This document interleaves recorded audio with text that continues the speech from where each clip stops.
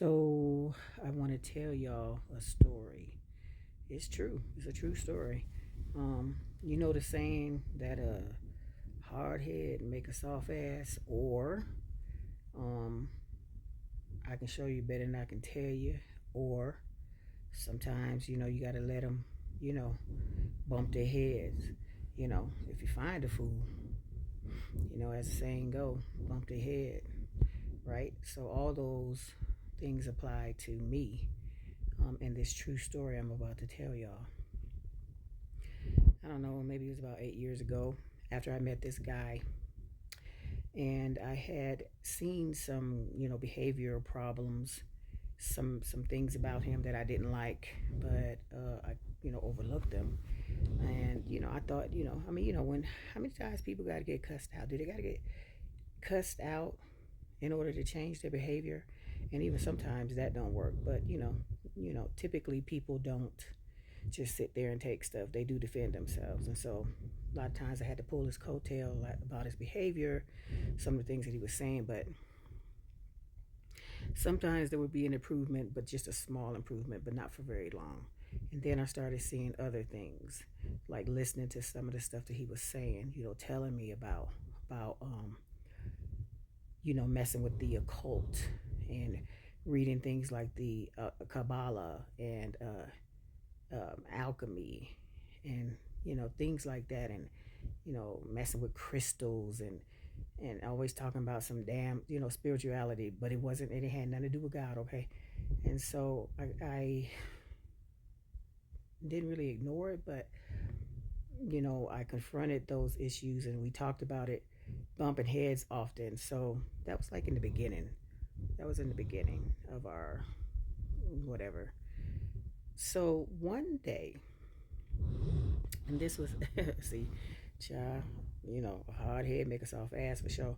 So one day after I broke up with him, I had a dream one night. And in this dream, I was back home in my hometown. I was driving in the car heading toward his um going toward his house. I was just driving along, going down the street, and as I was driving, the street started to narrow, right? It became, more narrow. There were obstacles, being thrown in my path. The road got really rough, whereas it was really smooth before, but it got really rough. And the car was barely able to move. Now, at this point, I couldn't go any further at a certain point. The close I think I was about maybe 3 blocks from his house, and I just couldn't go any further because the road was all torn up, and so I had to get out the car. And somehow, somehow, when I got out the car, I ended up on a bicycle. So I was riding on his bike, and I when I got past an intersection, there was what is described as this scene in Pet Cemetery where there were barriers, like there was a gate, and there was like a it wasn't a portal per se, but it was like an opening, like a gated community. Like there was a gate, and there were these ominous looking branches on both sides of the gate, forming a circle, right? Forming a circle. And you had to, it was kind of high, the bike couldn't go in there, so I could no longer pedal the bike. So I had to get out the bike, off the bike, and I stepped over this barrier, these branches. And once I stepped over, well, let me back up. Now, when I was on a bike, and I was determined to, keep going on my journey, determined to make it to my destination, right? So there were two guys from the hood, two, black guys from the hood headed in my direction. But when the street became impassable, right? And then that shroud blocked the path, and everything got dark. It got real dark, cloudy. They quickly turned the corner and they like made a right, and they went in the other direction. So did I take heed to their actions? No. Nope. I kept going. And that's when I stepped through. When I stepped through that the opening, right? When I stepped through it, um, there was like I stepped into like swamp, like a swampy area where there was like sulfur, not sulfur. Well, I don't know if it was sulfur or not, but you know how steam comes out. I don't know if I ain't never been to the bayou, but I can only imagine like in the swamp area, right? In the swamp area, stepped over there. Everything is dark and cloudy. There's this mist or steam coming out of the ground. Everything is really dark and hazy. And now I can no longer see really clearly where I'm going. And the street is um, like broken up. You know, the pavement was broken. And at that point, I couldn't go any further. I mean, I just couldn't go any further at all. So I had no choice but to turn around, right? Turned around, stepped back out of the that opening where all the branches around the circle, you know, the gate or whatever, stepped back out of there, and somehow I ended back up on my bike. Got on the bike again. Okay, and then I was back in my car, and I ended up going. And when I backed up and started going in the direction that those other guys went in before, when I went in that direction, it got sunny and bright.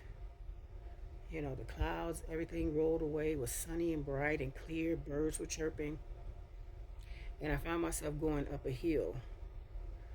Like, you know, well, yeah, going up a hill. I was on the sidewalk going up a hill, and when I got to the top of the hill,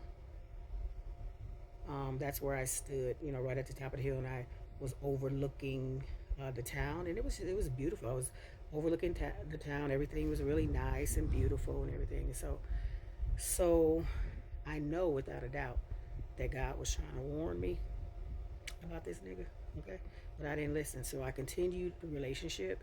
And when I tell you that there was some evil shit going on with him that I didn't pay attention to, and he didn't know what he was doing. You know, he thought he was all the king of spirituality, but I had to tell him, um, you know, good and evil can't live in the same house. And the guy that I know, okay, um, you know, he's the one and only. He's the alpha. He's the omega. Omega. He's the beginning and the end. And what you're doing ain't gonna last. You know. And you know, if you continue this, you know, because people get a chance to repent, and if they don't, then okay, that's on them. But then you got to get out of my house. Then really quickly, my oldest daughter, she likes tarot cards. She went to have a reading. Right now, this is Mr. Spirituality who loves to do all this, and he's the king of this, and he's the king of summoning, whatever, whatever. Right. So my daughter had a reading, and she asked the card reader about me. Am I gonna be okay? My mom has RA. She gonna be okay? And the lady told her that that I had a bad spirit around me. I wouldn't let her tell me that for a few years. For a few years, I would never let her tell me what the tarot card reader told me. But she said your mom has a bad spirit around you, and that's what's keeping her sick. And I knew who it was, and I knew what it was. And when I told him, now if you're doing something right that you're so passionate about, especially if it's destructive to your life, ain't you proud of it?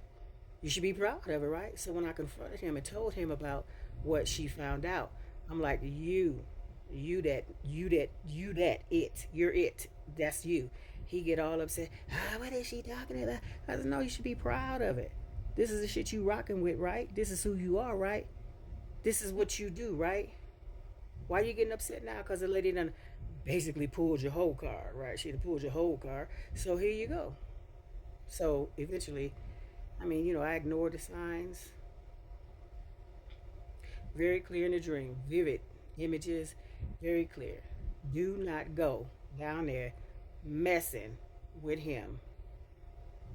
Of course, we're not together anymore. A lesson learned too late after all kinds of evil, spiteful, mean things that, you know, he did to me. But eventually I learned my lesson. So I hope y'all enjoyed this little story. It was true. Don't be like me. Be smarter.